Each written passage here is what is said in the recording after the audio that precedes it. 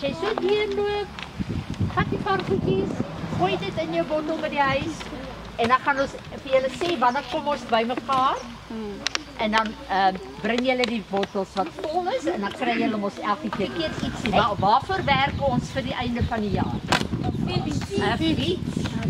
'n mooi fiets. 'n splinternuwe fiets.